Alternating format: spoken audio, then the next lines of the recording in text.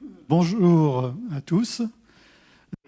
Hello, everybody, and welcome to VideoForm 2021 and to the digital acts number 2, our new format for professional encounters. Before letting Elise, who's going to be facilitating these 3 half days, I'd like you to remain at the same address at 6 p.m.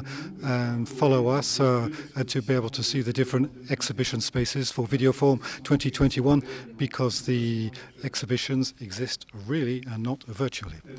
And so they will be accessible to the professionals who want to visit us by registering on our site videoform.com. Now you, Elise. So thank you very much, Gabrielle. So I'd like to add welcome to the COVID Forms 2021 with the brutal stop last year.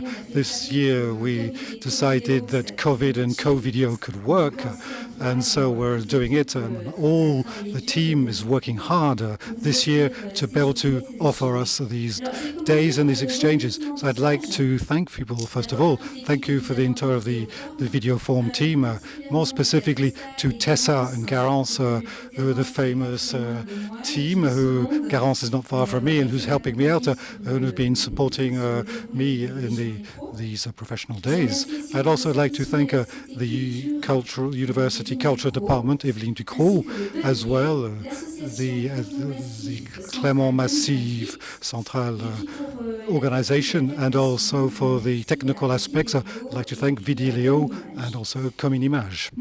So thank finally to the local authorities for giving us this room, and also for the team of these conference room who are not very far away, and make sure that these days will be successful.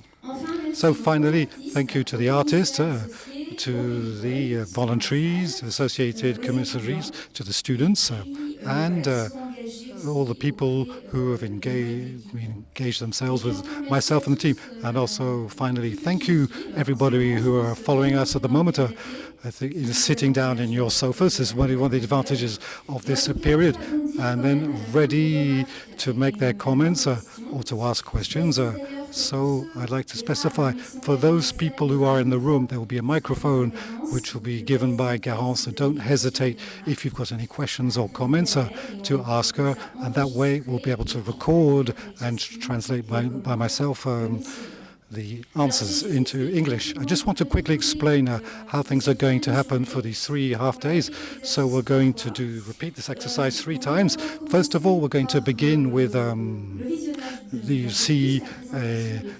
Philippe Franck will be presenting this afternoon's session. And then afterwards, after the focus of about 3/4 an hour, then we'll come back here and have a Q&A session for lasting 10 minutes. Then afterwards, Garance will present the 2 artists who have worked on 10-minute videos to present their work. And then the 3rd session will be another Q&A session with the 3 guests, the 2 artists and the commissionary, and he'll be joining us on Skype. So we're beginning today, Thursday the 18th, and we'll start again tomorrow morning at 9 o'clock on focus number 2, and the 3rd session tomorrow afternoon. So just in terms of quick introduction, I wanted to talk about the editorial we co-signed, we called Essentially Yours. So the idea, as you've understood, is to give a bit of humanity to our day-to-day lives. And so you know that maybe you're all very curious that the art and culture are one of the means in any way to reconstruct ourselves, which are emerging in the crisis and also post-crisis. These studies have been carried out in Canada, in which will be interesting to talk about. It's true that we can't travel physically at the moment. It's true, and we're even, in fact, quite restricted in terms of our movements. And so this morning, I had a bit of information from a radio station in France called France Info. At the moment, people are lacking things at the moment, and there's a period of revenge. And so normally, it's not always positive, but this one will be This is the revenge travel, so the idea of having to escape to travel. So this afternoon, this is what I'm inviting you to, is a virtual revenge travel with video forms. So hopefully we're going to be able to travel in time with the ideas, with our imagination, and hopefully satisfy as much as possible, even though for most of you it's virtual. So maybe just a quick recommendation before we launch the presentation of Philippe Franck. For those who are listening to us, make sure that you mute your microphone so that you don't impact the recording and the exchanges. So now we're going to present you Philippe Franck, and it's Garance who's going to present Transculture and the European Incubators of Creation. Thank you, Elise. So I'm going to begin by presenting Philippe Franck. So he's an artistic historian of art, sound creator, and intermedia expert. And he's the manager Transculture, the sound culture center. He's also the artistic manager of the European Incubators of Creation Network. He is a professor in several Belgian schools where he analyzes image, the theory of media, and sound theory. Also, very regularly, he's a critic with different French-speaking magazines, in particular Turbulence Video and of VIDEOFORMES. And now we're going to launch the presentation of Philippe Franck.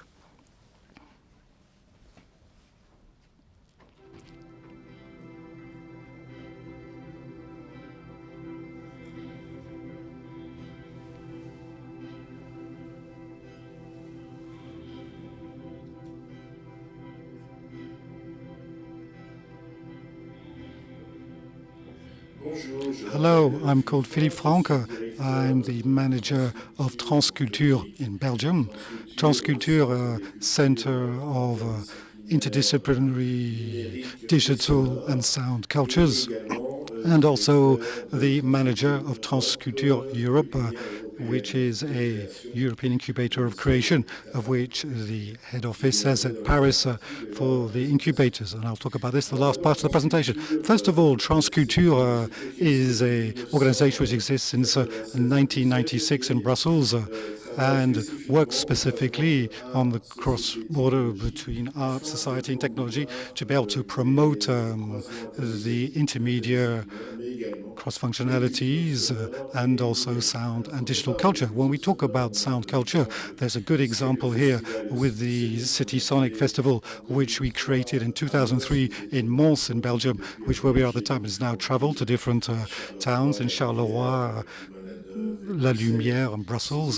City Sonics is a festival of sound in which for all the different arts of sounds who work of sound as material, sculptural or performance art with different entries, sound poetry, the art, the digital and sound, the architecture design. So how does this resonate with the life and urban spaces?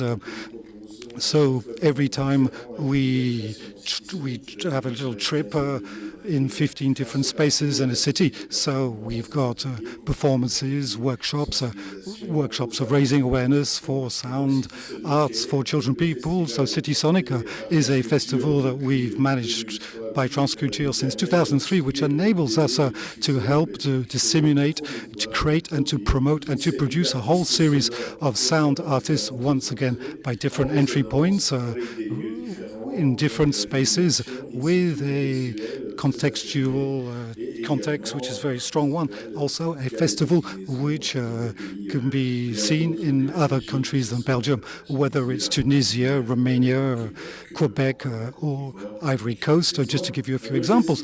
Another festival which we have, which is Transnumeric, which is a festival of digital cultures and emergences, as it explores different things which are close to digital art by looking to see what happened before we had digital art, the video, multimedia, the electronic cultures on their different forms. And this is more focused on image, but the image in a hybrid interdisciplinary relation, and with an intention on the different emergences, the young artists, the artists which we've supported throughout the year, but also the artists of an international dimension and well-known ones. When recently we've focused on partnerships with museums, with cultural institutions which are more traditional, which normally would not have integrated the digital culture.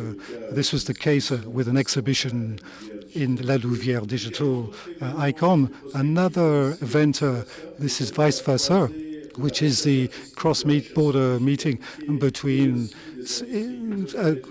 culture and science, but also always putting the artist and the creative process at the heart of its questions. And so transculture acts also as an intermediary between university laboratories, in particular the media university art in Mons, and also other artistic collaborations via European projects, so they can have access to means, to resources, and also to researchers who work with them, and which enables the artists to go further in terms of their technology, but also keeping their project.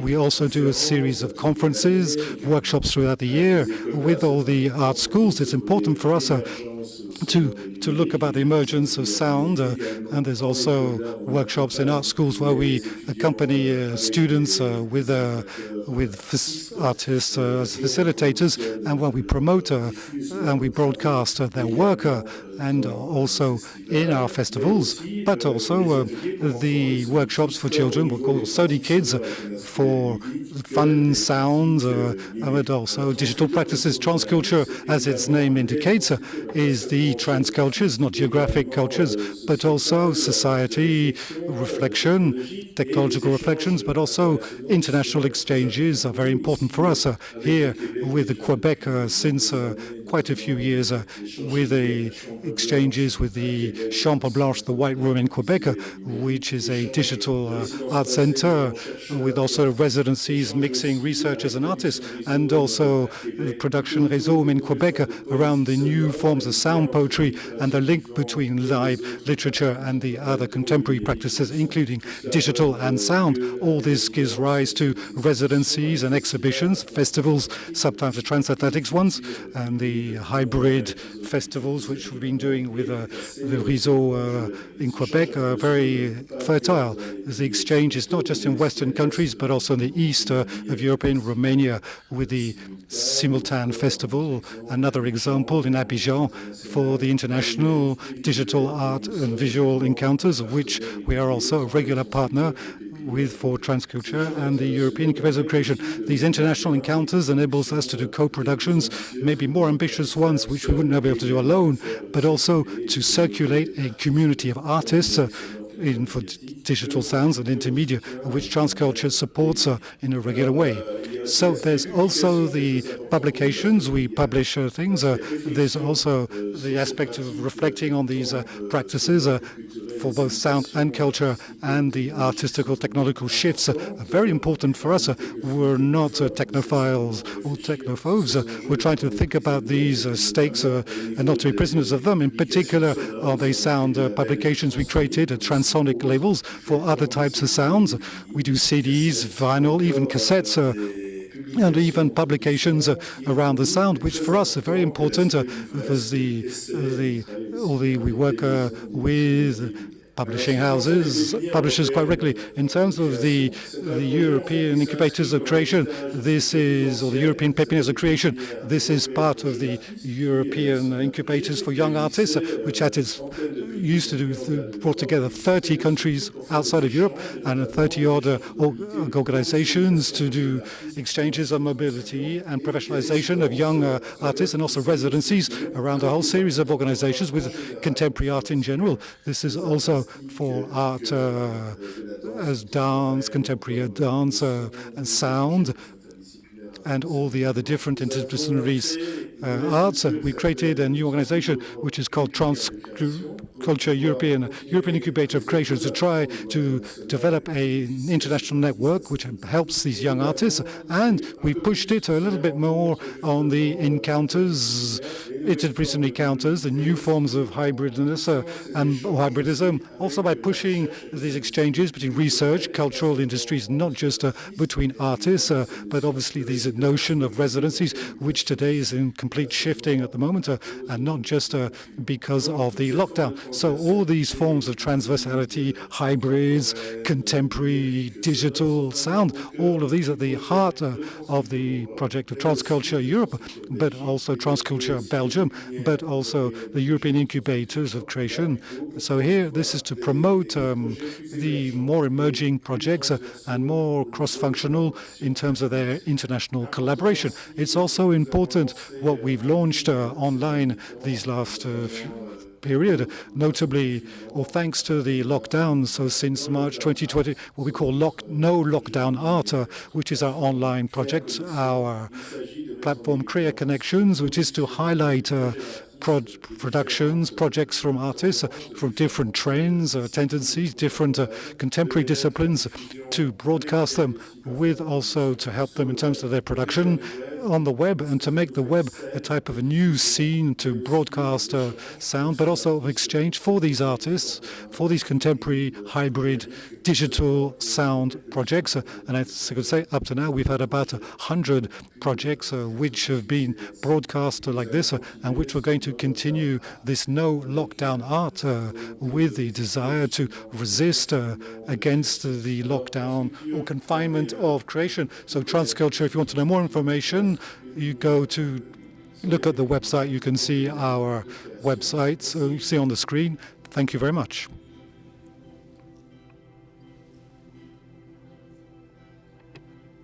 So I would like to thank very much Philippe Franck for this small presentation. I'd like to remind you that we'll find him live after the focus, which is going to start straight away. And now I'm going to let the technical team launch.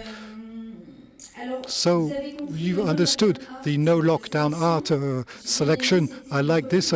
This is refusing the quarantine of expressed shared expression, and this is what we're going to talk about now. Thank you.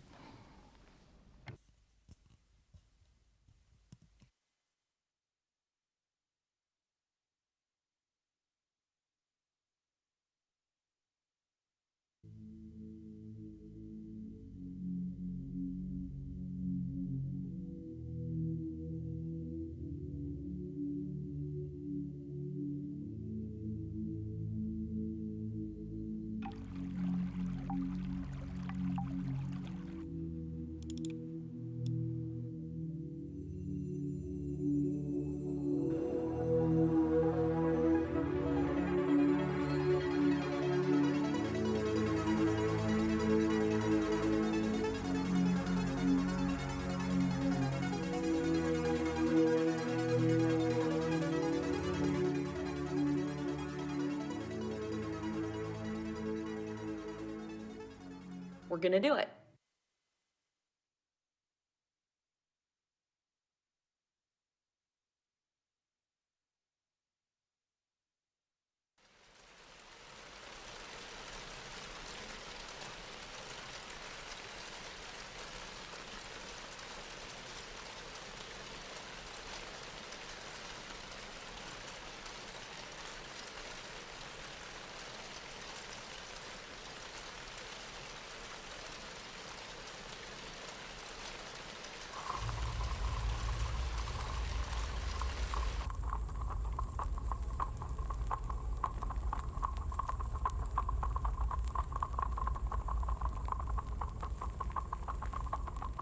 Just as some birds may shed their feathers while facing a predator, humans have a habit of dropping things when threatened.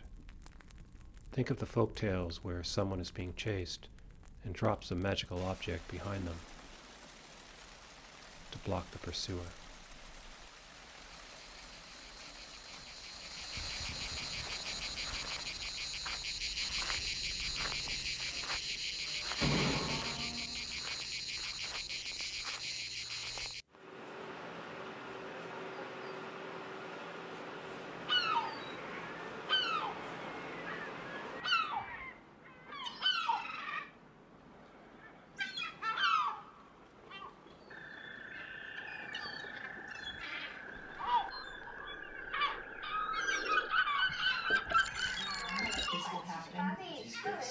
population dès qu'on a certainement changé la stratégie et changé aussi le pouvoir. It is what it is. We're ready for it. We're really prepared. We have, as I said, we have the greatest people in the world with us. They have a cough and you see people just choking back their coughs because they're just afraid of what people will think of them because you are Chinese and people just keep their distance from you.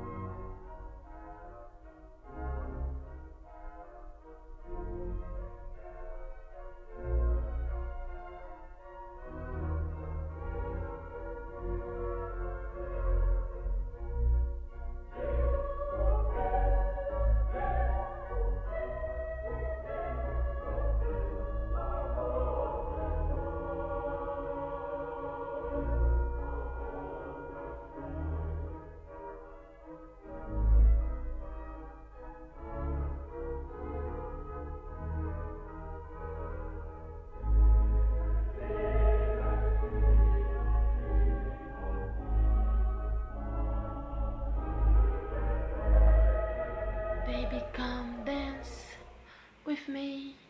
Baby, come dance with me.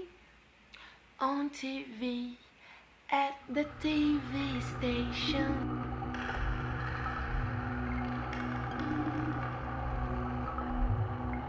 À force de la fixer, l'image se vide, devient bruyante au-delà de la perception.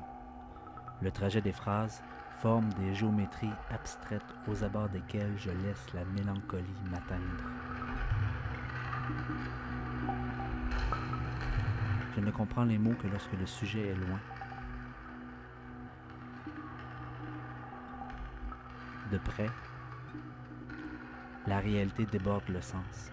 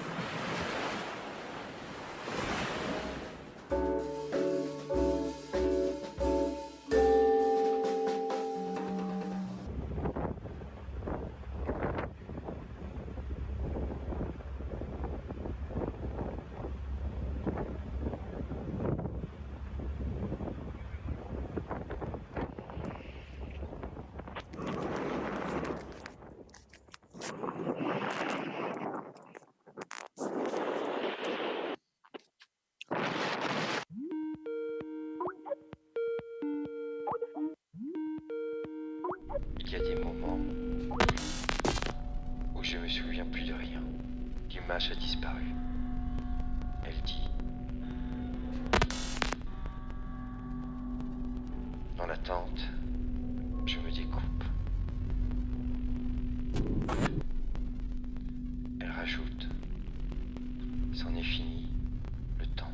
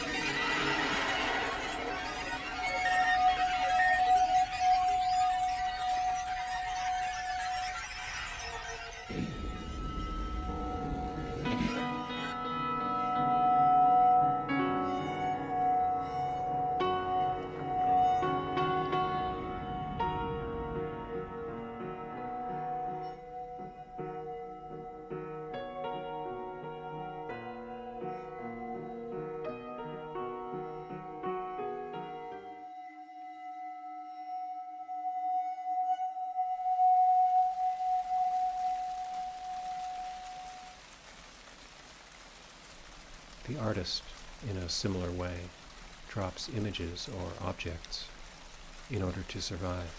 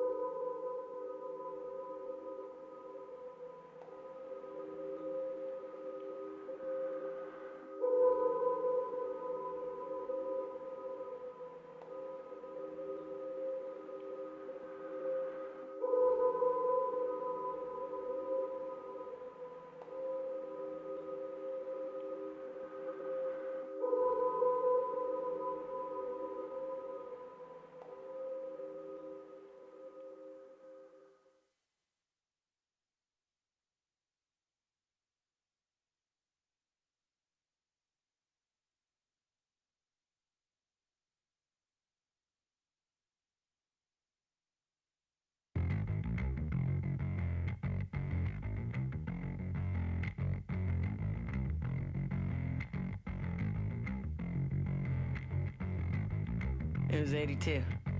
Me and my girl, we did it one time, said I love you, moved in together. That's how you did. Never considered people might think an interracial couple was something. We were in that love bubble, and it was Oakland, full of black people, white people, no big. 83. We moved to another hood in Oaktown, an apartment building. Still stood out as black and white dykes, still didn't care. Driving her 64 Chevy pickup, I heard this pornograph falsetto song and thought, whoa, who's this chick getting so personal on the radio? And the DJ said, that was Prince singing Do Me Baby. And I said, oh shit, I need to pay more attention to this gender fucker. We moved to the white neighborhood. Still standing out, still not caring. But I think it started to wear on us a little, especially her. Being the only white dyke in a black hood was different than being the only black dyke in a white neighborhood. 84. My best friend from high school told me he was positive. I got off the phone and broke down. I sat in the living room that year under the Gone with the Wind spoof poster of Thatcher and Reagan with the mushroom cloud in the background. Watched Mad Max, Brother from Another Planet, Liquid Sky, The Hunger, Christiana F., and Sid and Nancy. 6 times each before returning them to the video store. Drank a million buds and slip and slid with our pals and our wife beaters and mirrored cop shades before they became wife pleasers. We most definitely were wife beaters, beating the hell out of each other over a freebase pipe. Sat in front of Grandma's converted TV console, high lacquered cherry wood cabinet full of records and a turntable. Drank myself silly to Howlin' Wolf and Lightning Hopkins and Gil Scott and Susie Quattro and the B-52s. For hours listening to Prince's Controversy, turning the album cover over in my hands, analyzing. Did he really mean it? Did he love us that much? Was he really saying this? Am I black or white? Am I straight or gay? People call me rude. I wish we all were nude. I wish there was no black and white. I wish there were no rules. We were all alone in a world where Christians wanted us dead. But there was Prince. Coke and whiskey and starfish and coffee and Let's Go Crazy and Jack You Off and Anti-Christian and Purple Rain.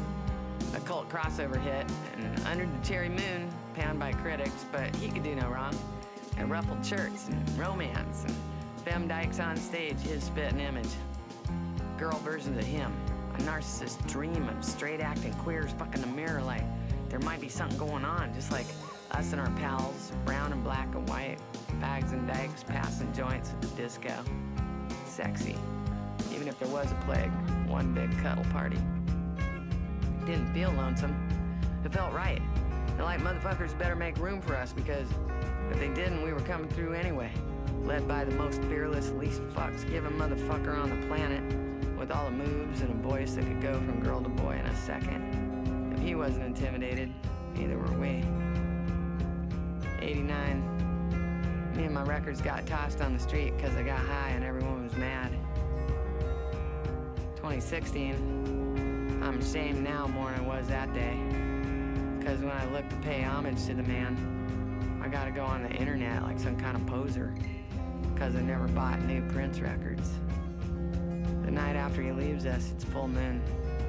I put on When Doves Cry, but I keep stopping in the middle because everyone in the world is playing it. Because somewhere along the line, we all lost our records. The clouds are all over the moon. She's real big behind that cloud cover, I can tell. I light the candles and say, "Come out. You gotta call him home."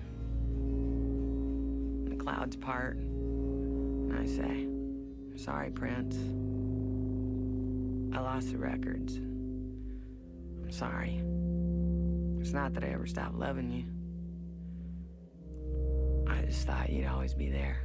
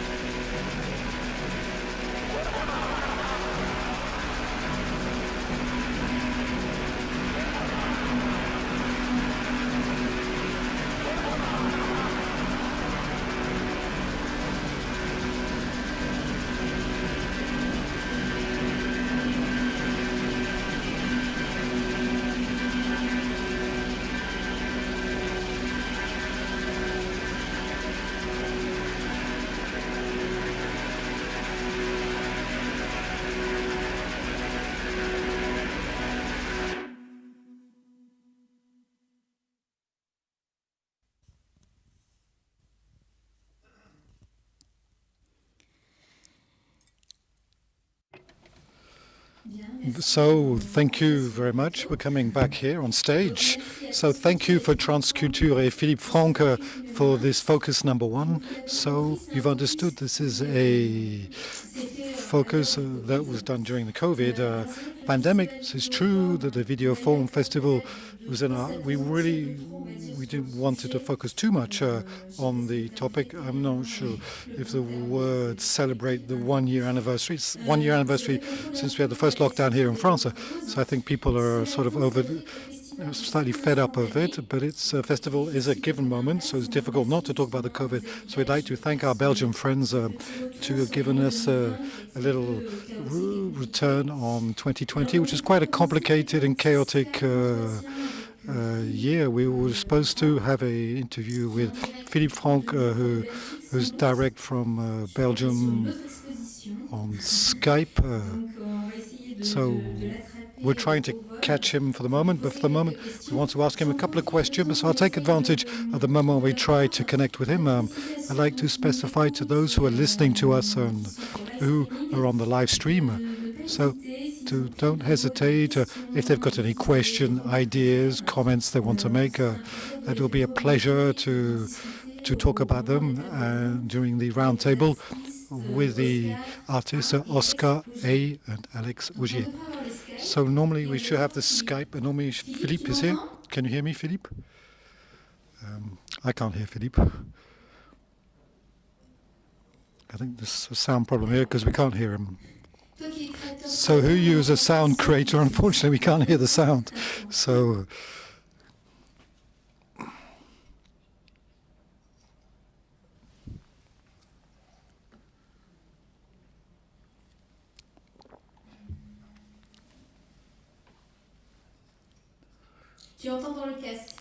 can you hear me in the headphones? That's what you're saying, but unfortunately we can't hear you back. So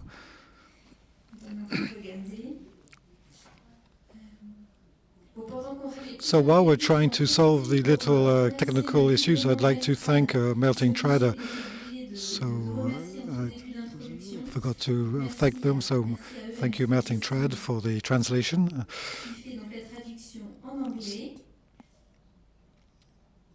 For the English translation of these French discussions and videos.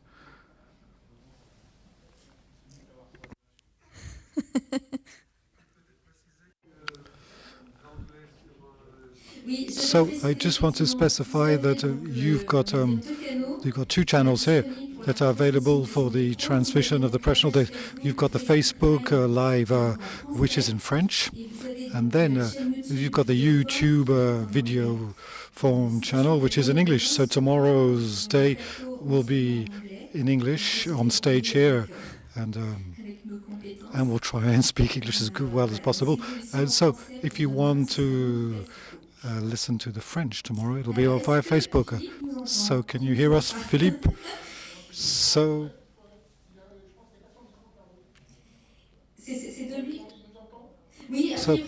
maybe he can hear us with his headset.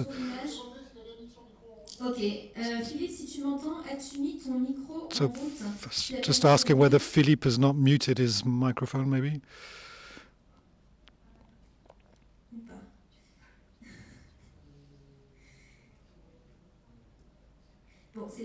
So these are the problems when you're live and direct. So.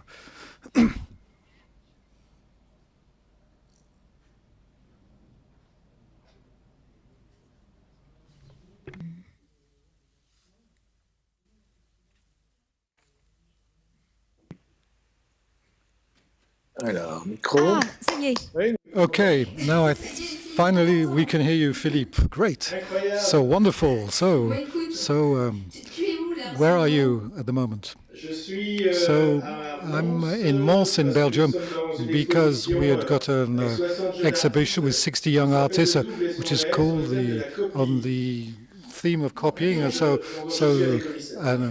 and I'm the curator of this. So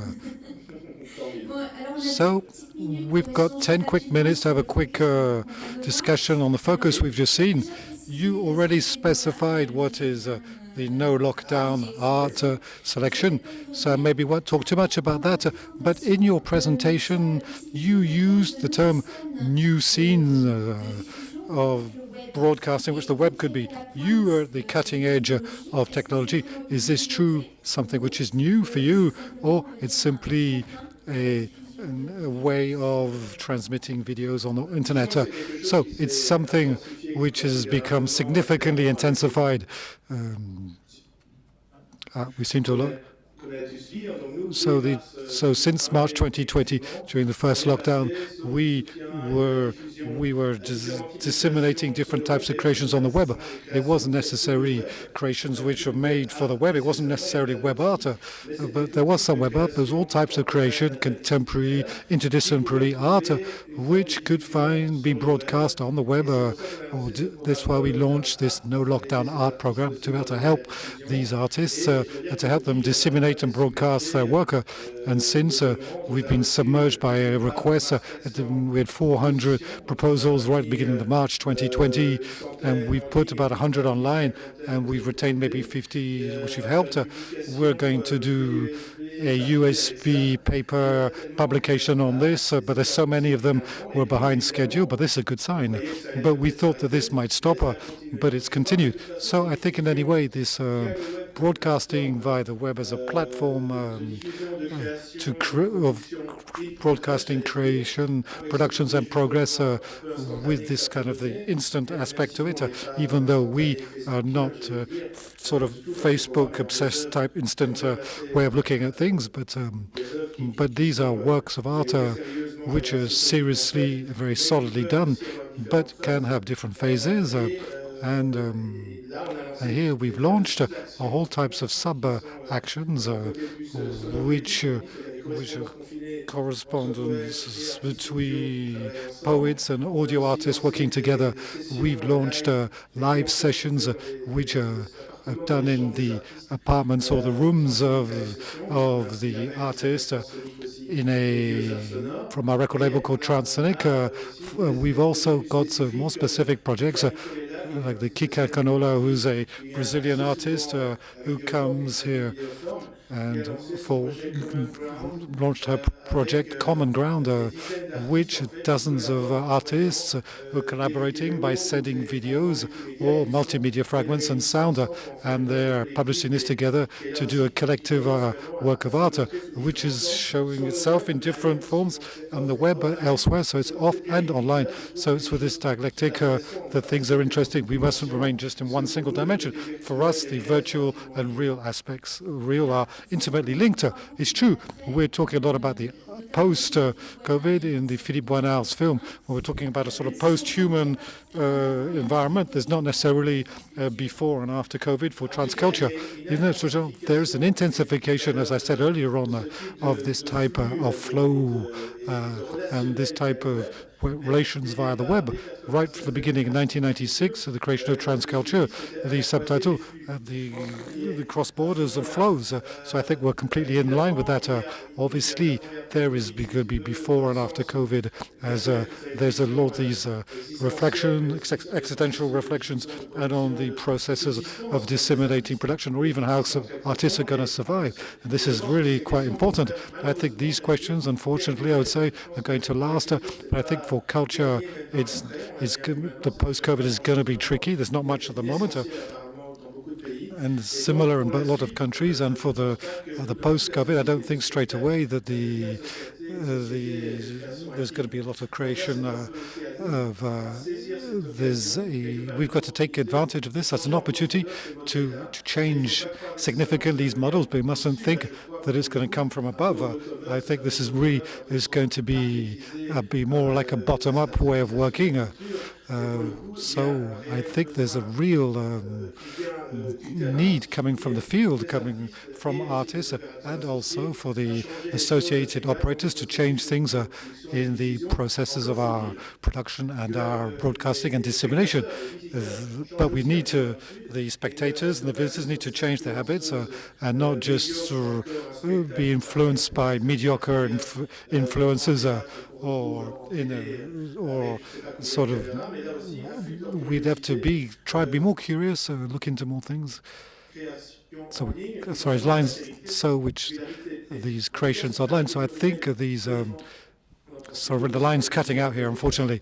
And this is what we're doing in Transculture and also in our incubators. So, Philippe, you're used to being in video form. We know your link between research. You talked about in your presentation about the return of cultural industries. What's quite new is, I think, the partnership with certain museums who wouldn't necessarily be open to this type of creation. Is this due to the situation or not at all? So here, once again, is something which pre-existed before as a trend, but this opening is being intensified in the Transnumeric with another festival we have for the image and cultural, technological, digital cultures. The museums wanted to go beyond their traditional way of exposing things, and this is showing things which they're not used to showing. And this is echoing with other types of digital creators. And this is the same with the museum in La Lumière, which has happened with the largest university museum in Belgium, in Nouvelle Hanover, during the previously. And so we feel that this is something which is good news, whereas the museums are opening up to other types of art. And so this is very welcome to us. So even this is always something we've defended in transculture, not to work simply with this small world of sound or digital art, but not to preach to the convinced, but that the transversality goes real with modes of culture, to work with more traditional modes of culture, and then to be able to work with them. And there was also a focus on publishing, special type of publishing, in particular sound publishing. Could you talk a little bit about this? It's true. This is very interesting. We've got so many things to release, and so we've launched things online, albums online. But there's also from these online albums. I was talking about the sub-lockdown we've got on No Lockdown Art between poets, a lot of women poets from Lebanon or from Moscow or from France or from Belgium elsewhere who work with sound artists. Here we've got something which is of a really good quality, and this is not just a journal, a diary of the COVID or egoism, so which we normally see, but more of an in-depth reflection, very poetical, very philosophical, and which makes us go beyond our confined, our lockdown realities. With Philippe Moinard, there's a project of a book, and with a well-known publishers in France, well, I'm not going to say who they are straight away, and with a Belgian publishers who work a lot, the Lettres Molières, with a publication with Catherine Godin, a Canadian poet. We've also got a publishing project in Moscow, and we're also going to have a book. It's going to come out in Detroit with an American poet who's very engaged.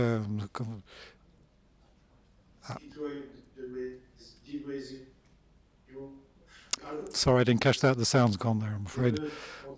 Talking about the riots which came after the George Floyd, the horrible end of the Trump era, and also the artists and minorities are locked down over there in America. So it's very broad. So there's a real urgency of expression of quality, and we wanted to be able to give leave as many traces as possible, not just live but online, but on more conventional traces like records and books, and to all this urgency of expressing something which is in depth, on poetic depth, which has been happening during these months or maybe these years of lockdown. And this, for us, mustn't be a locked art, but in fact a freed up, connected art more than ever. Thank you very much, Philippe. Before wrapping up, there's Gabriel wants to ask you a question.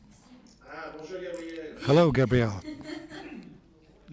So the question of the online broadcasting or dissemination, this supposes any business model. We know that in the current music model, it's accepted by the public. In the case of these videos, is there a business model? So for the moment, this is really done. This is coming from our own money and France Culture. What we're trying to do is to create a multimedia library for other broadcasters, and so we haven't set this up already. We've already these videos are going elsewhere, not just video forms, but also in a festival in Abidjan and also a festival in Italy. So to remind you, the broadcasting dissemination model is not easy because these are sometimes festivals who are also struggling, and we're disseminating them free of charge because we think it's important. But I think for the sound, there's already a business model where people can purchase live sessions online or songs which are exclusive to the web. This works quite well. These are small sums, but as we've got quite a few of them around, this is a part of a mixed public, mixed private model which has been put into place, and I hope it's going to increase and grow. So on this question, I really didn't talk about this, but I don't know too much about it. We've got the cryptocurrencies. There's a work of art which is sold of the stories of the tokens, etc. So Gabriel is shaking his head when I talk about this. I don't know what's going to happen with this idea. We could be collectors and owners for a few seconds of work of others.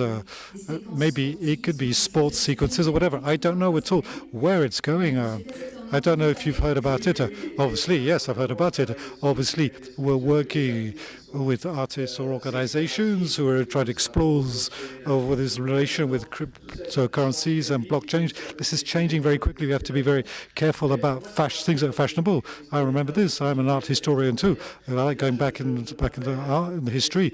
I remember the aesthetics of the sociology of art and the aesthetics of the communication as well, of the Fred Forrester, who purchased in the world a green virgin space, I think it was in the 1970s, where the people could write their own advertising and then afterwards sold a land which was a virtual land with a work of art. So all of this doesn't date back to dates back to today.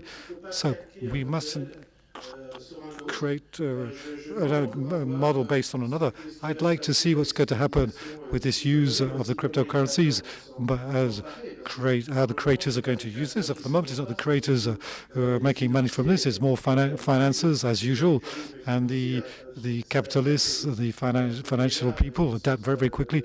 And here they found a source of money. So it's up to the artists to take over, along with the researchers, because this is quite complicated. 2 years ago, we did a whole cycle around the blockchain and the different ways of creators with economists who was talking to artists with lawyers and also cultural managers to see how this method we could help creativity. I think all this is interesting, but we mustn't get too go overboard on the fashionable aspects. So we mustn't forget that 90% of the business model is not current to today and has existed before. So thank you very much, Philippe.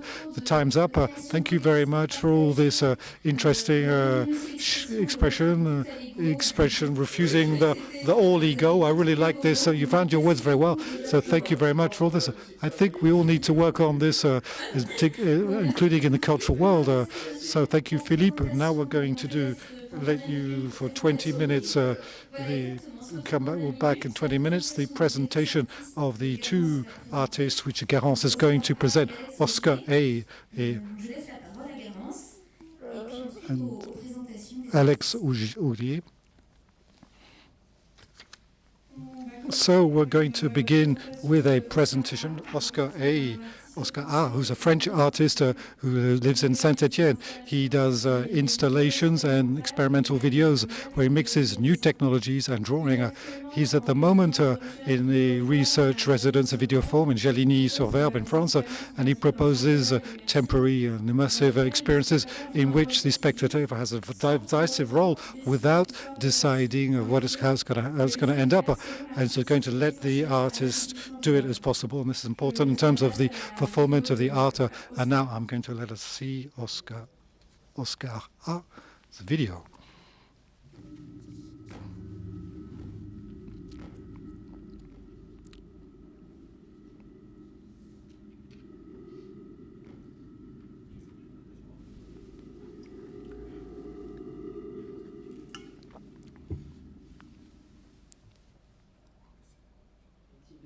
So the type of video which I've done is a video that was attached to, there was a little sound work which was very strongly associated with this. And so these are videos where there's a lot of activity, like kind of a lot of things happening at the same time, which are happening. And plus progressively I was interested in the physical elements, as I started working a lot of particles, and so this meant a lot of work of programming and quite a lot of time spent on the computer. And then coming back to France, I started to be able to film more the real, things that are real, and so to compose more with images which are not so concrete, but also working on the abstract, on the different viewpoints. I'm not necessarily trying to do a painting on movement, which I was really looking at to do at the beginning, but to go more work on the imagination that could be activated by an image, so in a way sort of less forcing the imagination. And so progressively I also by the desire to go out from my workshop to go meet people, I went towards an image which is closer to the real, but this time it's in the real where I'm trying to find some imagination.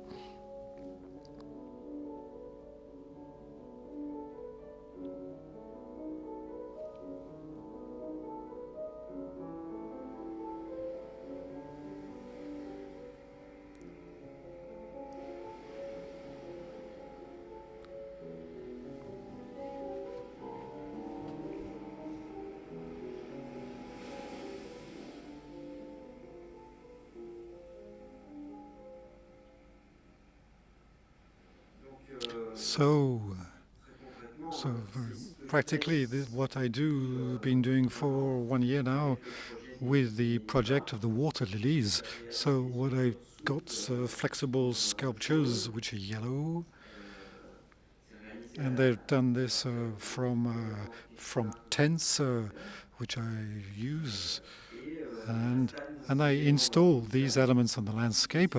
And so this questions or challenges our way of seeing landscapes, but also the structure of the landscape. And so these elements are vibrating, almost living, and so what I'm filming is both these offers which only have a meaning once they're rolled out in the space, but also these relations these sculptures are going to have with people, in fact.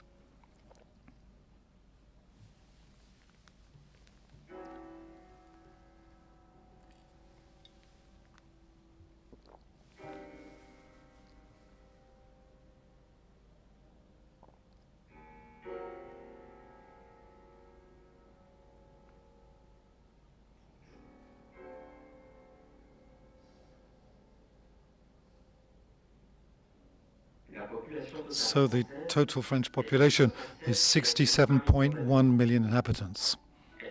It's composed of 32.4 million men and 34.67 million women.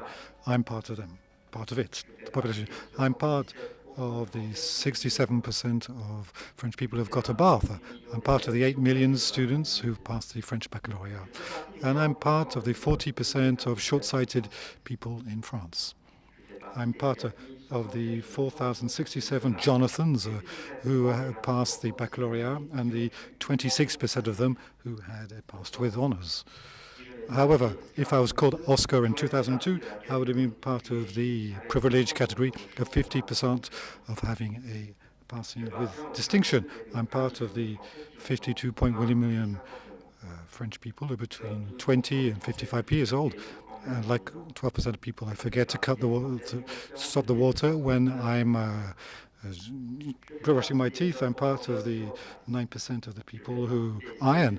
I'm part of the 16.6 people who are going to die from suicide, and I'm likely to be able to, more chance of dying in 10 years' time because I'm a man, and also I've got climbing ropes, or I climb mountains.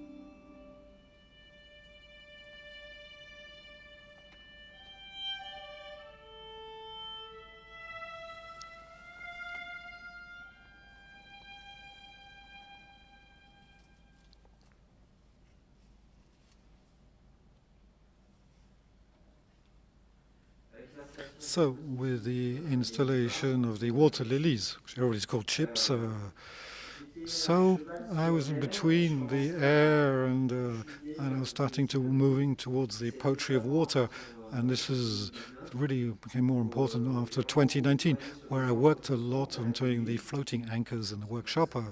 And so this is a year when we're locked down. I also worked a lot in my bath by putting different liquids in my bath, which I would catch with a sheet.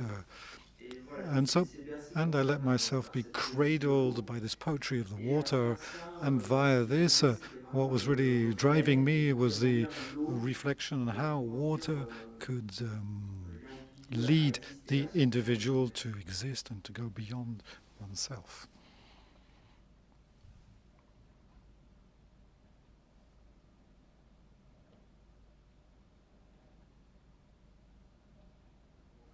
So my research work is focusing on the myth of Echo and Narcissus. And with this preoccupation of the impossible mirror, of which can often water in movement and water in vibration.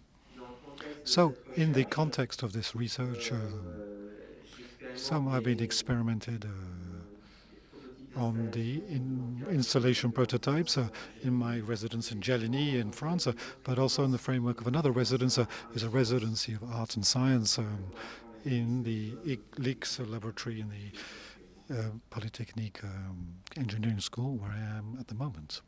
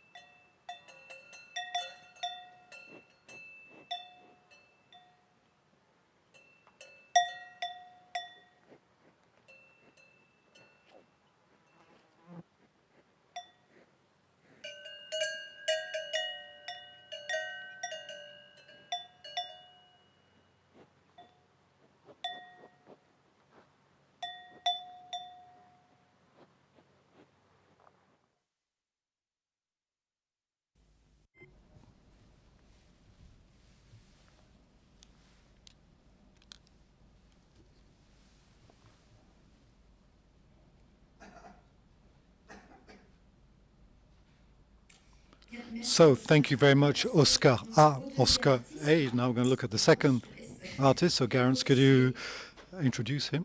So thank you, Elise. So we're going to do the presentation, Alex Augier. I think slight problem with the microphone here. So we are going to the presentation, Alex Augier. So Alex Augier is an electronic musician who lives in Paris and in France. He's fascinated by the aesthetics of the digital and proposes audiovisual performances in which the image and sound mix to be able to occupy the space. So the heart of his performances decides how the work is going to go, like a contemporary orchestra. So it's the 360-degree performance post, which was presented at the festival this year.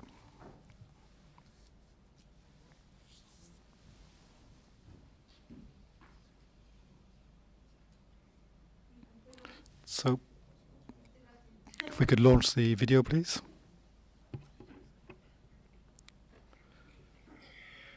So, hello, my name is Alex Augier. So I propose me to present my work in 10 minutes. So this is what I'm going to do. So I consider myself as a musician above all, but as a musician who's got a cross-functional activity by mixing music with other media, visual media in particular.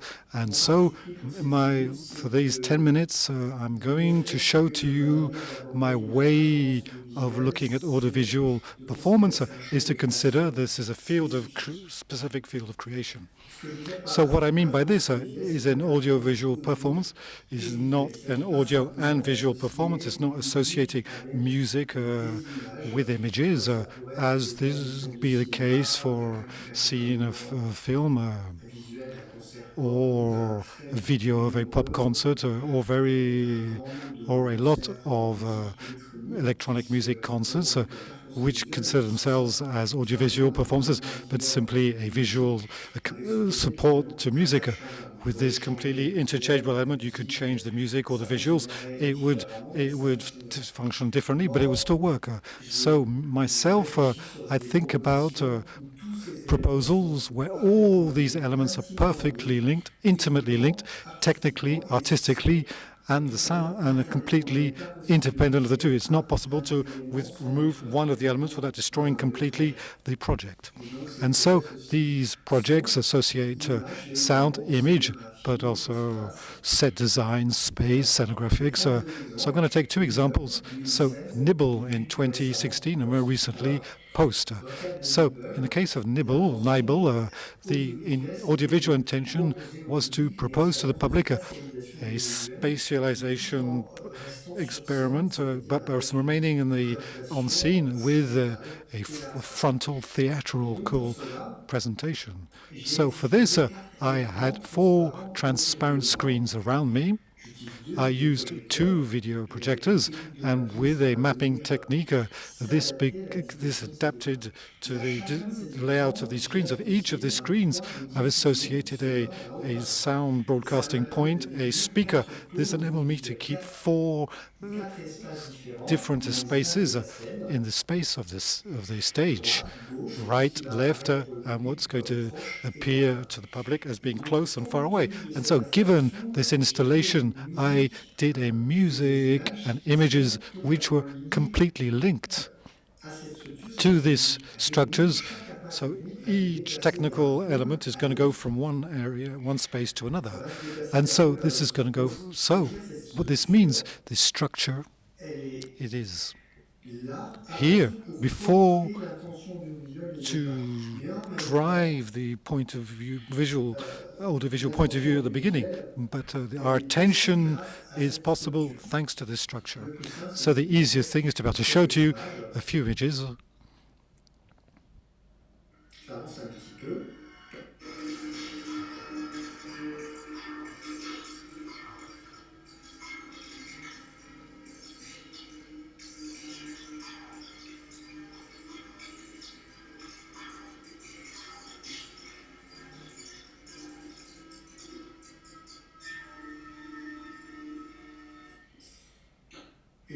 So what's also important in this desire to be coherent and consistent is what my performance on stage is done by doing the audiovisual medium from one single content.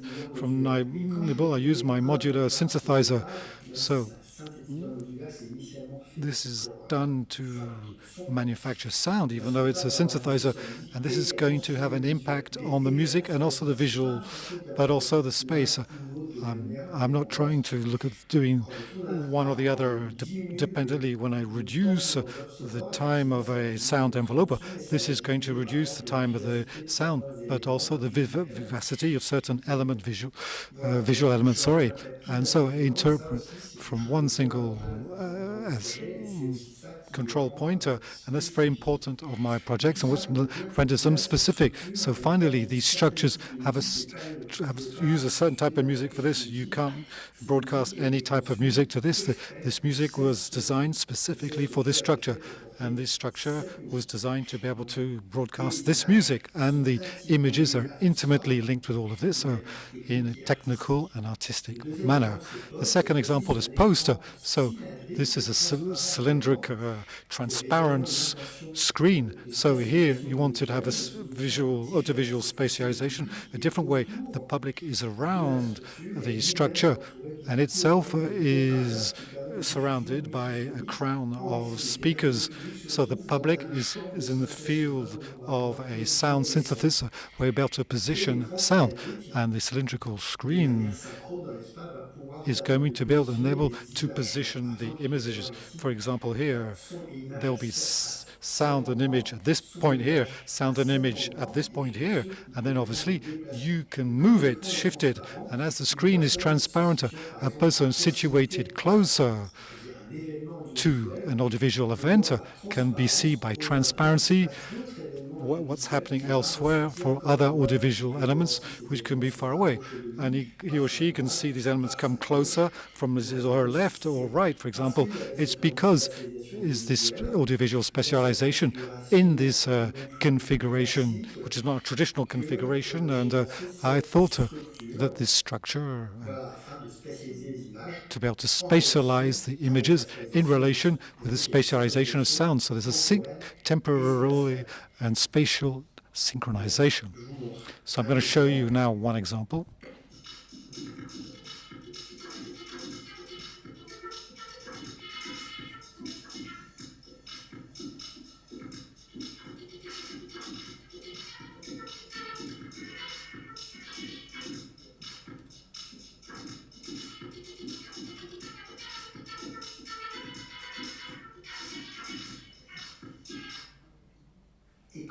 And so the previous projection is the question of the performance. This time, it's not done by modular synthesizer. It's done by mono gray arc controllers. I've chosen these because they're in perfect coherence with the global aesthetics of the project. And this, the same way, is always in the desire to have everything be coherent. Of all the elements are coherent, as this object is linked with the macroscopic form which the public see. And so they're full rotating encoders. These encoders are completely in relationship with the cylindric form of the structure. And there's so these LED lights give the position of the audiovisual aspects, and I can change these positions. I can even use them as a sort of like if you're scratching a vinyl record. And so there's 8 times 16 buttons. If we take a line, there's 16 buttons from left to right. Each of these buttons are going to correspond to each of these images. If you take the images of the first row, there's 2 rows on the photograph. The first row, the 16 of these buttons correspond to one of these. If I press on the button, I'm going to activate a sound, an image on one part of the structure. If I press on 8 buttons later, I'm going to activate a sound on the opposite side of the space. So this is how it enables me to play with sound, space, and image in the most simplest, the most direct way possible. So it was a lot of work to be able to program all these interfaces, because these interfaces are empty shells. You need to program everything, so it becomes something which is personal. And so this was a lot of work to do. But for me, this is part of the specificity of the project. And so this audiovisual performance works with these structures, these types of images, these type of controllers, and everything is linked.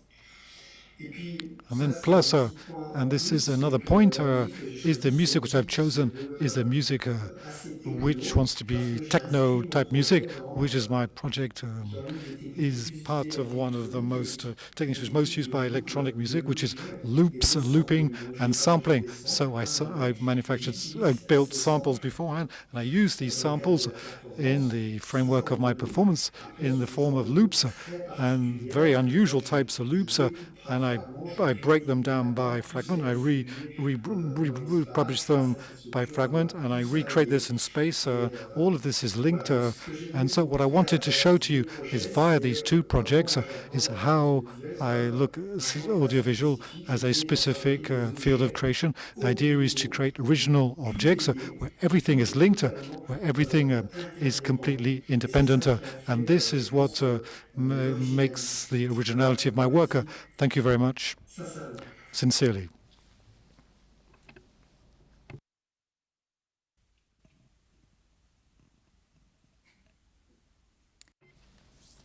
So, just one quick specification before we do the round table. We said that there's a film that wasn't visible during the focus, which we're going to rebroadcast now, if I've understood clearly.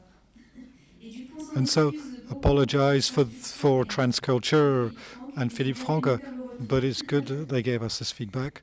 So I believe they're going to we're going to wait for the film is relaunched, and afterwards, then we'll spend about 3/4 of an hour a round table, which is going to end up this first day. So don't hesitate to react. So I'm now going to let the film. Let's watch the film now.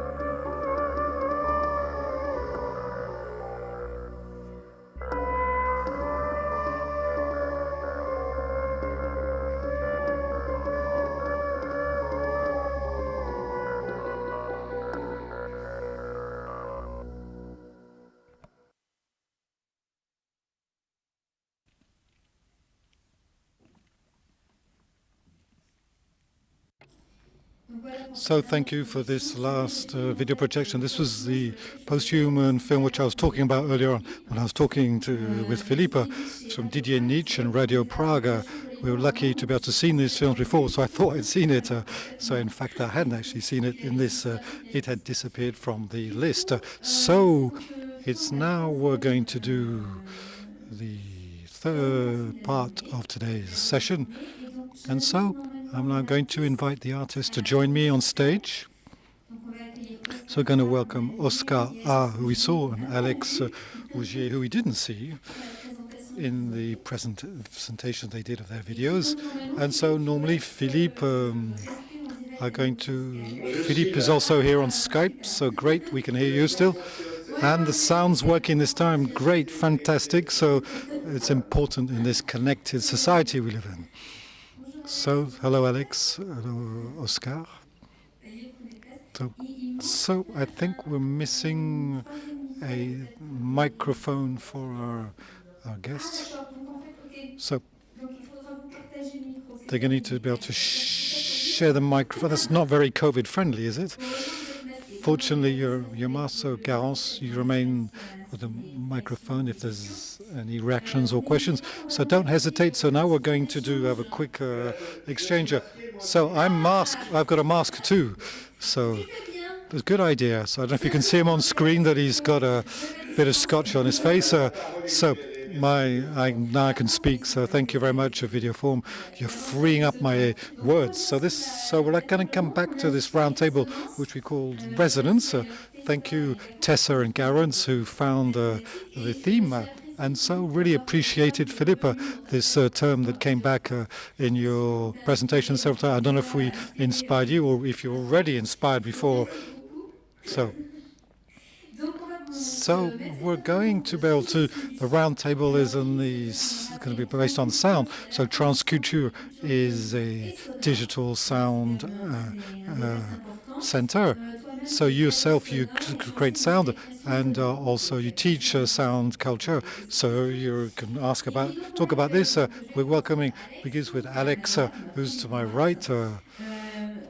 So to remind you that you do audiovisual performances live, this is what he showed us in his 10 minutes presentation of his video. So organic, open, live works, and should remind you, you're going to do a performance tomorrow night. Fortunately, you'll be in VideoFormes at least until the end, until Sunday. So remain connected. Now, Alex, you're going to talk a bit about your world and the performances you do. And so we saw that it was this audiovisual spatial of 360 degrees. And so this is a very unusual context and space which you're going to talk about. And plus, Oscar, you seeing that we saw you've got, I really like these water lilies, these encounters, mergers, shocks of which you talked about. I'm not sure if all three of you heard about, there's a project called Music Makers and Machines, which is a large virtual exhibition on the history of the electronic music. I think, Philippe, you'll like this. This is created by Google Arts and Culture and YouTube. And I saw this in the Electra Montreal site. We know Electra very well. And this project, Music Makers and Machines, have you heard about it? I think it's probably quite new, so. I couldn't hear what he said, so I think he's just received some information about it. So we're going to begin. First question. So we talked about intermedia works or transdisciplinary experiences. What for you is a transversal, multimedia, intermedia worker? And in these works, what is the share of the weight of sound in these works? Maybe we'll let the artist to start up, if one of them wants to start. Alex or Oscar? Alex, maybe? So I saw that you talked about the word audiovisual in your presentation, and so you've reminded us of this. For each of you, I learned in the conversations we had with you beforehand, there's a really think about your language. You said this too, given a moment. It's not interchangeable. So you work on the image and also the work on the sound. Maybe could you better explain this work on each of the different mediums? So I've explained quite a bit of this on my presentation. What I could add is that, for example, in my way of working, it's for the two projects which I talked about, Nibble and Post. So I work right from the beginning on an audiovisual idea. I don't work on the music on one hand, say I'll do the images afterwards, or inversely. So right from the beginning, I try to find an audiovisual image. I call this an audiovisual idea. So this works together, and it cannot work else another way. It can only exist in this form. So right from the beginning, I do make tests, audiovisual tests. I work a lot in Max, so I program in Max. The things of the result is audiovisual, and use this as a basis to be able to fine-tune things. And maybe in the second phase, I'm able to find the aesthetic direction, the type of image, or the type of music I want to use. So all of this is done in parallel. But so what I want to say is, right from the beginning, I try to think audiovisually. So as at the beginning. So there's no hierarchy, there's no prioritizations, one or the other. It's done. The question of the hierarchy, I'm trying to ask myself this question directly. I think there's a superiority, musical superiority, but I may have to look more into this. So I've lost my train of thought in between times. So what I try to do is to work both at the same time. I don't do a soundtrack. I'm not taking the image to accompany the music. Right from the beginning, something needs to be able to work technically right from the beginning. So maybe, Oscar, you could add something to this. I was talking about hierarchy. I've understood what you're interested to use. The tension is working between the different universes, different worlds. How do you perceive this? How could you explain this?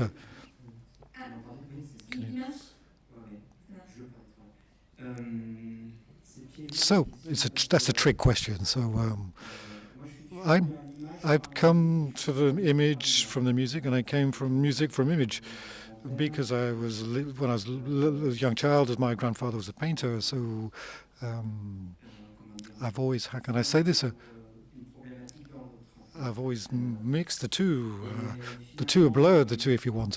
Finally, if I look at these two worlds, or the different worlds, because there's not just the image and sound, because I also work with space in my installations, where the public audiences are invited to come in and to react. Almost, I didn't show you my installations on the video. I really wanted to focus on the more video and the work I've been doing, research I've been doing these past few years.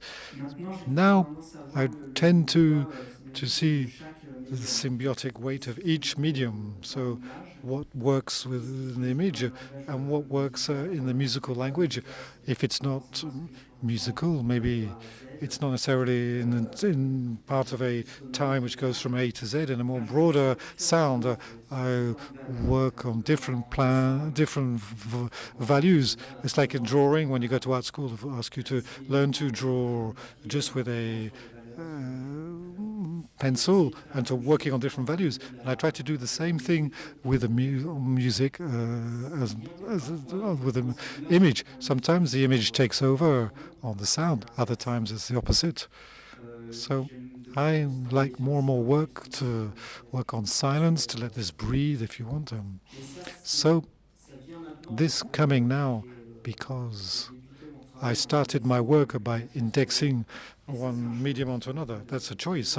It depends what we want to signify, to mean. I'm not sure if I was clear there. So yes, of course. I felt that in your work that you had two approaches to sound, if I've understood this properly. Please tell me if I'm wrong. So the first one is the sound as a vector. You talked about opening doors. Yes. That was interesting. Maybe if you could talk a bit more about that, and in particular with the text, he works with any type of sound medium. It's like, Alex, I can use sound as, how can you say, as the image is going to index on the sound. We have machines which look at the monitor, the frequency, the rhythm, the intensity, and this generates images, or such and such an action is activated. So, but it means the sound is a channel to be able to transmit messages, but it's also what we hear directly. I like to work on this, to play with these, what we hear, what we don't hear, to know that there is a channel which is here, but we don't perceive it, or we have to listen very closely. It's the same for the image. I noticed, for example, just before there was images and movement, there was films. We really see the movement of the cameras. When you see the movement of the cameras, for me, you're seeing it's the person who's filming is very present. So very often what I do, there's no movement of the camera. It's something which is here as a witness. If I take the camera to move it at this moment, not only I've got a flue that's passing, but there's another flue which is passing by there. What did I want to show? And so this is why that I showed in my small presentation, when you see me doing this performance in the bath, and you've seen the audience looking at me in the bath. So we're not necessarily sure what's happened, where's the origin of it. So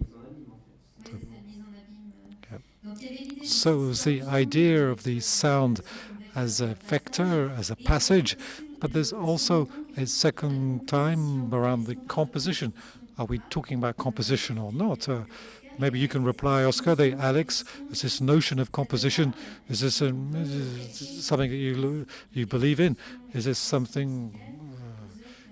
Can we use this creation to the work that you perform? That you experiment on? First of all, Alex, maybe, and then Oscar, you can talk about this idea. So I'm not sure if how I should understand the question. So in any way, for the case of post, so I had the impression at the end that to create an instrument, not an instrument just of music, but an audiovisual instrument. So by composing, I composed a system, in fact, a system where I've got interfaces. The interface is a relationship with the structure, what the audience sees. This enables me to do such and such a music in such and such a manner, etc. So finally, that's what I created. But in this instrument, musically, I can go into different types of directions. I've chosen one more than another because I felt this was more coherent for me. But finally, I composed a system. That's it. I'm not sure if that corresponds to your question. Yes. The idea beyond the working, the image and sound, is creating an instrument. This is the strong. When I use the word specifica, that's what I'm thinking of. I've manufactured or produced an environment which is particular and specific. So on this question, back to us. I see you studied in Montreal, Montreal in Canada. So Jean Pichet is a mixed contemporary composition. I'm not quite sure what it is, but I see the work that was done with Pierre Michaud, who you know as well, who's a professor. And I saw that he was a professor of controvisation. I'm not sure if that's the right word. So if this is something you knew about your period, can you tell what is it? Composition, can we compose in a universe like yours, a world like yours, which is open to the which is infinite in a way, in which the visitors and publics move? So there's several levels to this. So I want to regard what Alex said, what I see in your work, there's already a mechanism in place which you create a device and then you compose with it in real time, more or less. There's a part of improvisation and a part of composition, if I understood clearly. But first of all, the composition is present at the moment in which you program the computer, when you create the scene, the stage, the visual aspects. And so we're here. So we are creating our instruments with existing digital instruments, a computer, for example, but we recreate each of our instruments at the moment to be then recreate a music or an art with this instrument. So either it's music from the scene, it's performance, or whether it's installation. Recently, what I've done, which is quite close to this work, is on the wall-to-wall installation I had, where the audience can come in and deposit text, and on 24 sculptures. These are small vases in silk paper suspended with speakers, and there's a time which is composed and there's a time which is interactive, and it's not the same level for me. So in the act of composing, for me, there is something which is voluntary. For example, I'm not sure if Cage has really always composed. He probably wrote works of art which are composed, like his piano work and his performances, and he calls this word performance. So I think it depends on the context, it depends on the situations, and what interests me in particular is to go into the field of installations. In the field of installations, we work at the different levels, the different times, different spaces, and we can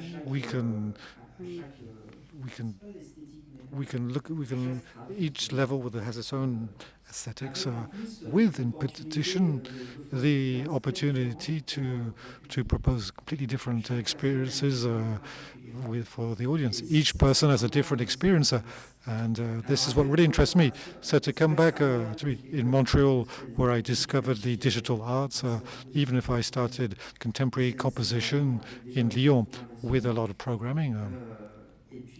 And then here what we're doing, we're indexing the sound, the reactions, whether they're sound or visual, on what was written for people playing instruments. I did one for the cello, played for Olivier Gailly. So depending on his movements, on the different musical notes that were played, such and such an action happened. So progressively, we develop a logic of interdependence, and this is very present when we do improvising. But what interests me in this is everything is what's sensitive, and this shows what I showed in the film. I'm trying to, almost like being a sociologist, I'm trying to design a profile of who I am by these percentages. We're all here. So we put sensors pretty much everywhere to be able to capture things that escape us. That's why I put sensors in our installations. We're trying to do projects to see what's going to happen, then to be able to do something with it, and sometime not do it because it was just enough to show what happened. So good. So we'll come back to this question of the place of the creator and the visitor and the audience. Maybe I'll ask Philippe something with regard to your experience on the questions of composition, of interaction, the question of the installation or not, the idea of doing things with sound or not doing sound. So the idea of composing, do we need to compose? Is there a work of composition in the traditional meaning of the term? Or how do we do this with a work on the interaction and the sound and the visitor? Is it on this how you work with sound at your level? So first of all, the work of sound is very diverse. I don't say we should do this or do that. We can use different methods, different ways of composition. I like the words comprovisation. I didn't know you could do lessons of comprovisation. This is a word I used with before. So I like this word because seems quite adapted to what's happening a lot of music at the moment. So finally, there is spaces of freedom or random spaces with certain points of reference, whether it's with his devices which are very technological or improvised music on its own. There's always certain reference points. So what will be the difference between the improvisation and composition? Because improvisation is a real-time composition, and the composition is going to restructure a form of improvisation depending on different methods which are more or less coherent. So for me, all the methods are open, all the ways of composition, of improvisation are open. I'd like to come back to the word resonance. I think this was a theme, and this is the word that for me, I would even go to another level beyond our little things we do, our installations, our compositions. I think this is our small recipe. It's interesting, but it's maybe interesting amongst all of us on a technical level, but maybe a bit less interesting for the audience that maybe not know all these techniques beyond the word resonance, beyond the relationship with music. I think it's very important in the current state of the world at the moment. I really liked the philosophy. I like translated philosophy. I used to teach philosophy. I'm really interested in the book of the German philosopher who used the word resonance after having studied what is the acceleration. And so it's interesting. So I didn't catch the name of the German philosopher. So this happened, all this word of innovation, the dictatorship of the innovation, technological change, hypermodernity, the rhythm of our lives, burnt out, widespread burnt out. On the other level, there is a slow culture, slow food, too slow. So there was enough to slow down to be able to re-find ourselves. Where there's other theories like the Williams and Sterneck economists in their manifesto for acceleration, saying that no, we need to go even further. We need to accelerate more the movement to go to beyond the type of nostalgic left and the neoliberalism, capitalism. So the question of the resonance of all of this, so the resonance with regard to the world, and obviously what we create as well in our art, but beyond this in our lives. And I really like the Albert Troza's reflections for him, and against this acceleration, alienation. He uses the word resonance as an affectionate corporal body cognitive relationship with the world, and the fact that in which the subject is just not just a fragment of the world, but try to reply to the world by acting concretely with him or her, or with it, sorry. So this is what we're trying to do in our life of men and women, or as artists, is this relationship to the sensitive, I love this book by Jacques Rancière. Let's come back towards the sensitivity, the need need for a diversity of our ways of living and creation, and come back to something more, a sensitive relationship and resonance in any form. For me, this resonance to the world is the opposite of the alienation. It is the opposite of looking inwards, which is being experienced significantly today. I don't think I've answered at all to your question, but I thought it would be interesting to talk about this. But we talked about sampling and looping, so it's very interesting to loop back to resonance. So before we continue, are there any questions, any comments here on the few people here on the audience of their practices, of what they've done in terms of the sound and the place of sound? So don't hesitate, there's a microphone here. So I don't know if there's got any feedback on the chat regarding these questions? No, not for the moment. So don't hesitate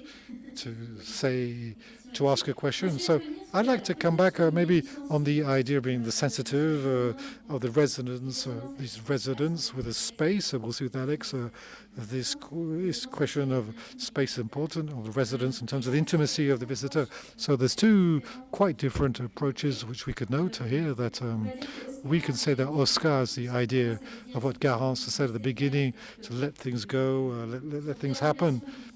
So each experience is specific to the visitor, if I've understood clearly. So whereas for Alex, there's more the idea that you're one with your instrument and the idea of a whole. The place of the visitor is completely different in your relationship between the performance you're going to do on Friday night and others. And for example, Oscar's experiments, can you come back to this relationship you have with the visitors and how your work resonates with the visitor? Can't hear his sound. En fait, c'est comment. So how do we perceive the spectator, the work which I'm proposing? I don't know. I have no idea. I have no idea. Finally, we're getting there, says Philippe Franck. So I'm not quite sure I'm going to answer your question, but anyway, I've done this type of proposition because I asked myself personally what was my place in the stage with regard to the electronic music, also in the sense that, that there was a visual proposal. So I needed to define my place. I didn't want to be simply in front of the screen or just to say I'm here. So I put myself on stage, so I directly with my audiovisual equipment to be one. This is what led me to make this type of proposal. Afterwards, effectively, the residence is a term I use to talk about my work, about all the different elements. So effectively, I use the expression of entry into residence, the moment when things join together in a moment of stability. So to be able to do something which works together. However, the residence of the public, I've got no answer to give you there. I think there'll be diverse personal answers they'll give to that question. Is it specific to your work, or is it specific to the electro music?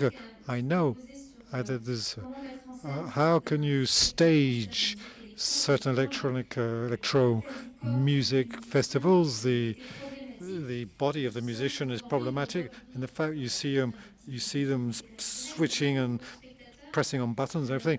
The spectator,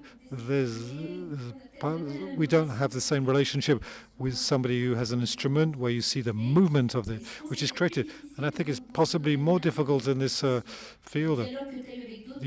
Talk about the dialogue you've had with others. This is a question I've asked myself. This is a question which is asked broadly because we're not on musical proposals like I've forgotten the term. Acousmatic. So sorry. So we are in a sound musical strict proposal. So here we don't ask ourselves a question what the spectator is going to see. There's nothing to see. So here there's something which is visual, but at the same time it's not a film. I'm playing. It's a show. So I think that the question is asked, and I think we need to ask ourselves a question, propose something. We need to put ourselves on the stage, or at least that's what I said to myself. Then, but each to his own. I've forgotten the question again. So Philippe, you want to react here? So I think the question of the body in electronic music is interesting because it's for sure there is we tend to forget the body at a given moment. Now maybe it's changing, with the new forms of electronic technologies, or a time of the movements of the musician, which is showcased via these different interfaces, notably with images. I know there are other instruments being invented which reposition the virtuosity of thankfully good, because everybody was hiding behind their computer and it was dreadfully boring. I remember a concert very long time, maybe 25 years ago in Brussels, in the Botanic. We organized two electronic musicians who are very well known. One was Marcus Pop and Scanner. The other was called Scanner. And then Scanner said to the person after the concert, "Did you see what I was trying to communicate to you?" He said, "Nothing. I didn't see. I sent you an email." So that was while he was playing the music, he was sending the email, and he was joking in a very cynical manner. This way, we didn't really care about it. So something which happened sort of completely removed the body towards showcasing the machine and the computer. And I think we've gone beyond this stage now. Unfortunately, there's devices where the body comes back, and there's lots of things we need to invent in terms of the body movement of the musicians, or as well the spectator can interact as well. There's lots of things to invent in that way. Great. So I think we wasted a lot of time to hiding behind our small screen. There's nothing more boring than an electroacoustic concert when we're pressing buttons, where we see a mixing table, see something trying to spatializing in real time, and other people are sleeping at the same time. Why not? It's not too bad. We're not trying to say there's a concert or a show. There's nothing worse than to pretend that this is a show. So I think there's lots of things to do. I know there's researchers who are working a lot on this. There's loads of new instruments. There's loads of new interfaces, devices. There's body and digital devices going to be on stage soon, and great. And I think we're going to a new epoch. And thankfully, you've got any more specific examples recently of trends? So this is not that Mateo Kanatawa of the Japanese composer, apologize for the accent, who works on the interfaces with the body and worked with a visual French artist, the group in the beginning of the 2000s, working with the sensors on the bodies to do an audiovisual concert together, which everything started from the body. First of all, I thought that was interesting. So here we're talking about something that's 20 years old. So since I could give quite a lot of example here in Mons, we've got Mons we're working on different technologies, digital. So this needs to get out of the laboratories. The musicians need to be able to use this. Musicians need to be able to do their own thing. I think this is very possible today without it being too complicated. And to find a body gesture, I think the body gestures leads to other forms of compositions, other relations with the stage, and a lot less fixed or static. So Alex, with regard to this body question regarding the body, is this something you've asked yourself right at the beginning?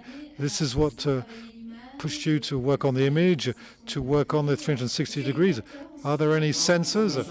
So for me, I put myself on stage with my device or my mechanism, but effectively, I'm not very interested, at least at the moment, by the body movement. I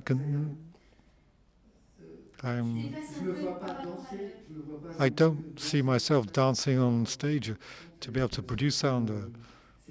This is a direction which I'm not taking because maybe I'm a bit lazy, or not in the sense of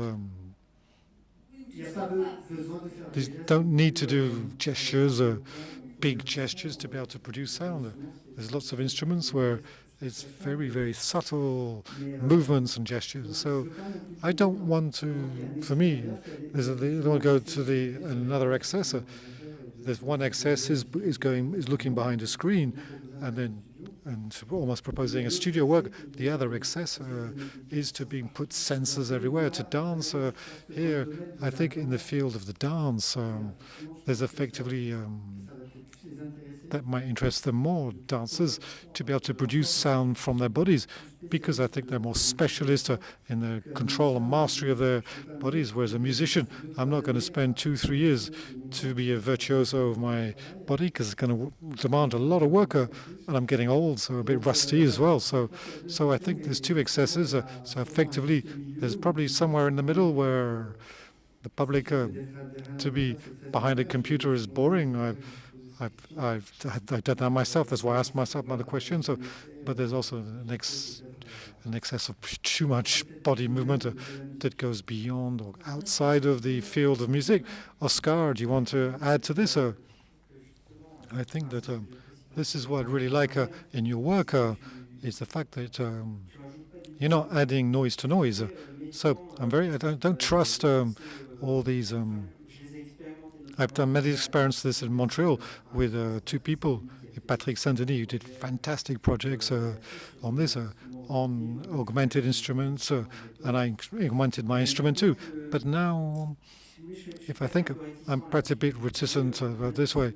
I think we've all got a watch, but I don't have we've got a connected watch, we've got a connected fridge, connected trash can, everything is connected. So it gives us a lot of information about what to do. So connected a dancer, putting lots of sensors. If in the end, if we're still on the same proposal, which is not a proposal actually, in fact, something, it's more than a proposal. In fact, it's we're invading the proposal, and then we're going back to the model of a spectacle, a show, which we've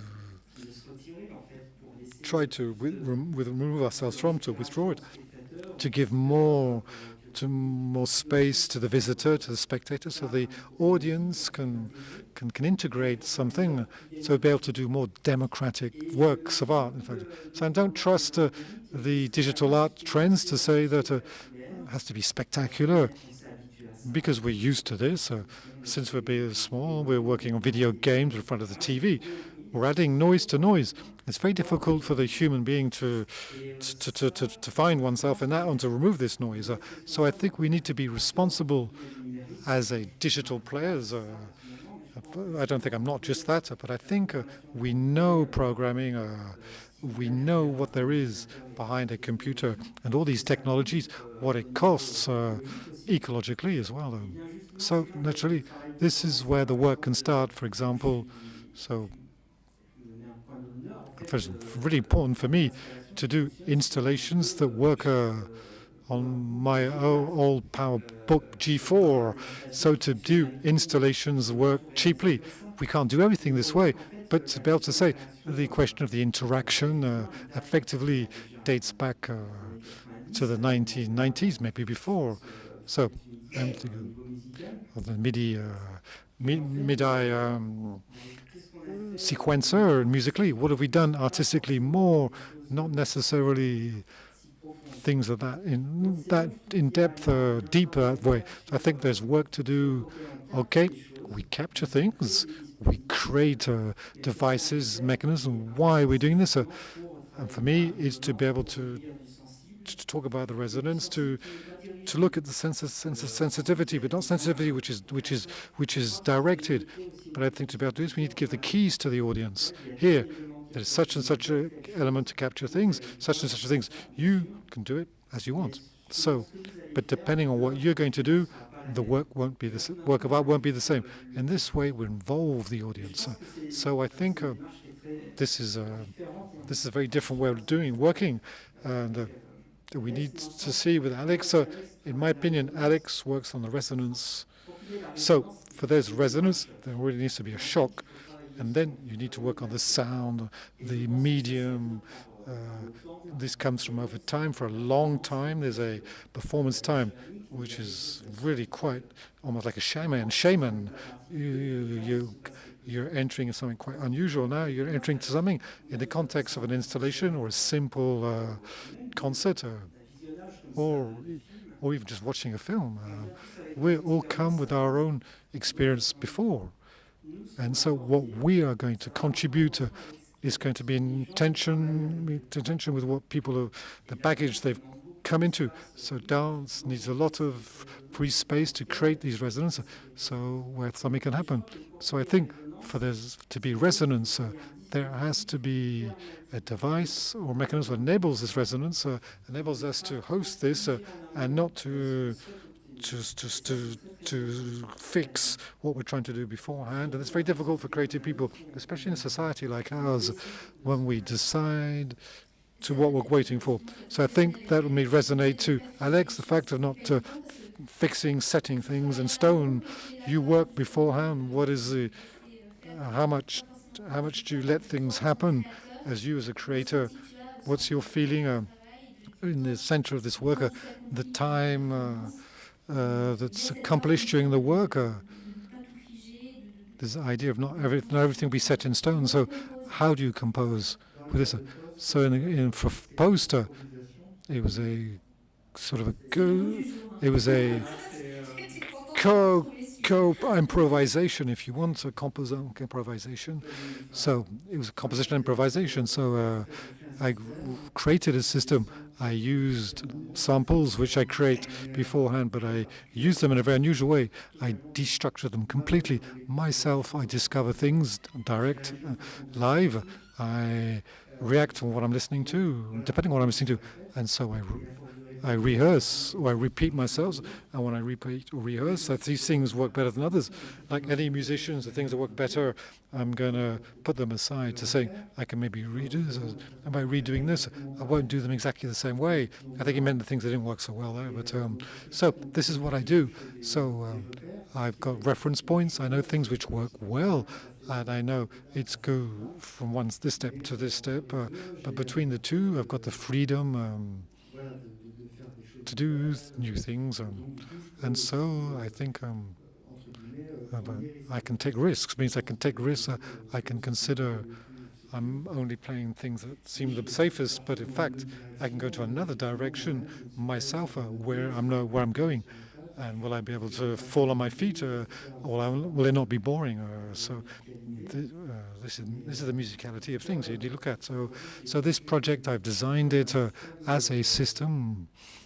It's a system which enables improvisation. So effectively, of the word of today, resonance. So me, when I'm going to play, means there's moments where it works well, and I enter into resonance, I resonate with the audience, or even the composition, even though so I spend more time on this part of the composition because it's working well, before risking the next change, which might not be so good. So I think the time is up. So now we're going to finish today's session. So Philippe, if you've got a quick word to wrap up, I really like this. We've traveled between the email you're sending when where you do, or the fact that you can't do too much spectacle, too much. If you want to just a conclusion, so in the word of resonance is the property of the body to enter into vibration. We mustn't think of this body aspect where it's a choreography or how it's done. So in echo with other devices, there's nothing which is good or bad. There's lots of things which are possible to explore. Each person, each artist needs to be able to find their own resonance with regard to their creativity and their way of expressing themselves, but also the type of relationships they want to establish in a certain context with the audience, who are more or less active. I guess a sort of a dictatorship of the interactivity is omnipresent today, which I mean the large button. There's no big red button in an installation to press. It's not interesting. No, not at all. I think the best thing of interactivity is the emotion which we succeed. It means the sensitivity we've been able to give to the audience. So on this point, maybe the best resonance, which is going towards the intimacy, towards a quality-based relationship rather than a quantity-based relationship, not necessarily a technological one, but one which is body of closeness. I'm talking about body not just in its way of demonstrating things, but I'm talking about the sound body. Here, what we create is from a sound body towards other bodies listening. So we mustn't forget this. We must work on it. So there's lots of different pathways, more or less technological, which are interesting to succeed. And this should also be match our relationship with the world today, which should not be an alienated world, but a world which resonates. Thank you very much, Philippe. So we're going to finish this sequence now. I'm going to let Gabrielle take over, who's going to say what's going to happen next. So we'll be back at 9 o'clock tomorrow morning. Thank you very much, Philippe. So hi to John Sanbon. So this red button, it looks like these are all science fiction books. There's a lot of inventiveness in old technology. So thank you very much to all three of you. I'd like to thank you for the quality of this debate. Simply say, to illustrate these exchanges, there's two very good examples. One, tomorrow, we're going to discover the work of Alex. On Saturday night, there's a dancer choreographer who works with connected objectives, who produces sound and image, and to be discovered, and didn't catch that person's name, sorry. And so last point, 6 p.m. today is the opening of the virtual exhibitions. So connect yourself on the site from 6 p.m. French time. You've got about 20 minutes to see all the different installations will be presented in VIDEOFORMES 2021. Thank you very much. Thank you. Have a good evening and have a good virtual visit of the exhibitions.